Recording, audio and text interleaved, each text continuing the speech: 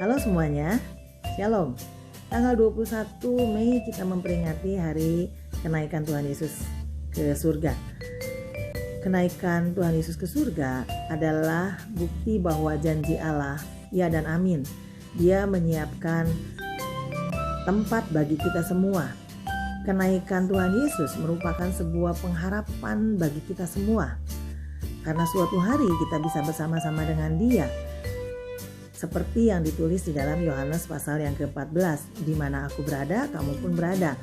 Dan Tuhan Yesus naik ke surga untuk menyiapkan tempat bagi kita. Jadi semua yang Tuhan Yesus lakukan, itu semuanya bagi kita. Diperuntukkan untuk kepentingan kita semua. Nah, itulah harapan dan janji Allah yang digenapi di dalam Kristus Yesus. Tapi tahukah saudara, kapan pertama kali Allah memberikan sebuah harapan atau sebuah janji kepada manusia? Ternyata itu ditulis di dalam Kejadian pasal yang ketiga, ayat yang ke-15. Inilah pertama kalinya Allah memberikan sebuah janji dan harapan bagi manusia. Saya bacakan bagi kita semua. Aku akan mengadakan permusuhan antara engkau dan perempuan ini, antara keturunanmu dan keturunannya. Keturunannya akan meremukkan kepalamu dan engkau akan meremukkan tumitnya.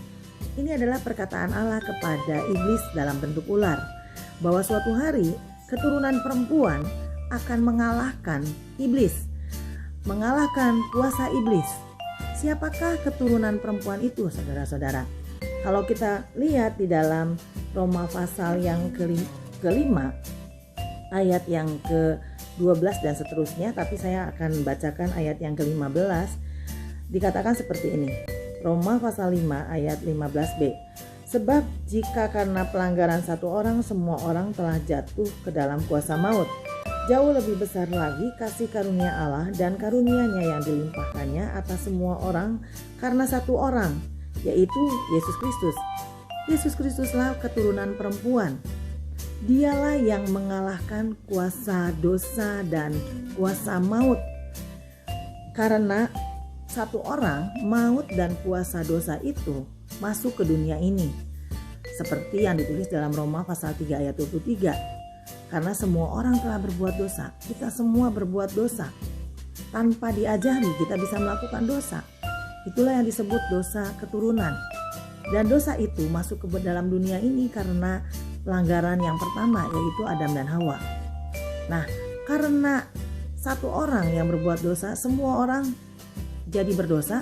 Maka karena satu orang, karena karya satu orang, yaitu Yesus Kristus, yang rela mati di kayu salib, yang rela melakukan semuanya itu, maka kita semua mendapat pengharapan di dalam Allah, mendapat janji-janji Allah karena Yesus Kristus, karena karyanya di dalam diri kita. Karena kita percaya kepada karya Yesus di atas kayu salib, maka kita mendapat pengharapan kekal di dalam Kristus Yesus.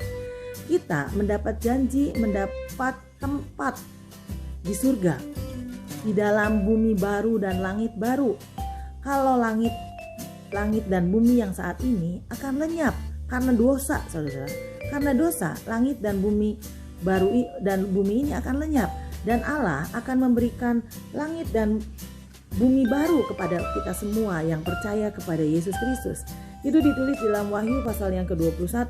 Saya akan bacakan hanya 2 ayat bagi kita semua. Lalu aku melihat langit yang baru dan bumi yang baru. Sebab langit yang pertama dan bumi yang pertama berlalu, dan laut pun tidak ada lagi. Dan aku melihat kota yang kudus, Yerusalem baru turun dari surga, dari Allah.